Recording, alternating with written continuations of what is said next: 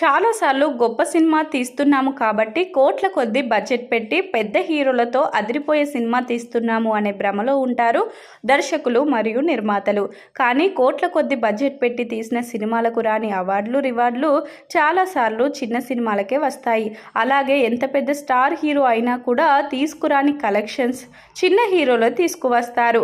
ఏ సినిమాకు ఎప్పుడు ఎలా రిజల్ట్ వస్తుందో, ఏ చిత్రాన్ని ప్రేక్షకులు ఆదరిస్తారో చెప్పడం చాలా కష్టం. సినిమాలో దమ్ము ఉండాలి, కానీ ఎంత పెద్ద స్టార్ హీరో అయినా, ఎంత పెద్ద బ్యానర్ అయినా, ఎంత పెద్ద దర్శకుడు అయినా కూడా సాధించలేని ఎన్నో విషయాలను చిన్న సినిమాలనే నిరూపిస్తాయి. మరి ఆ చిన్న సినిమాలు సాధించిన అద్భుతాలు ఏంటి అనే విషయాలను తెలుసుకుందాం. మలయాళంలో ఎన్నో ఏళ్లుగా స్టార్ హీరోలుగా కొనసాగుతున్నారు మోహన్ లాల్, మమ్మూట్టి వంటి వారు కూడా కొల్లగొట్టలేని కలెక్షన్స్ని అతి చిన్న సినిమా అయిన మంజుమల్ బాయ్స్ సాధించి చూపించింది. పైగా ఇందులో ఒక్క నటుడు కూడా జనాలకు తెలిసిన వారు లేకపోవడం విశేషం. కేవలం 20 కోట్ల బడ్జెట్తో తెరకెక్కిన ఈ చిత్రం 200 కోట్లకు పైగా వసూళ్లను సాధించి పాన్ ఇండియా సినిమాగా అవతరించింది.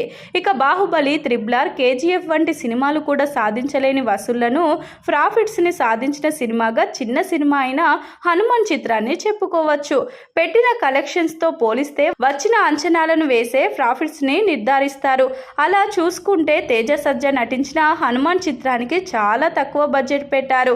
అందువల్ల దీనికి ప్రాఫిట్స్ పర్సెంటేజ్ చాలా ఎక్కువగా ఉంది.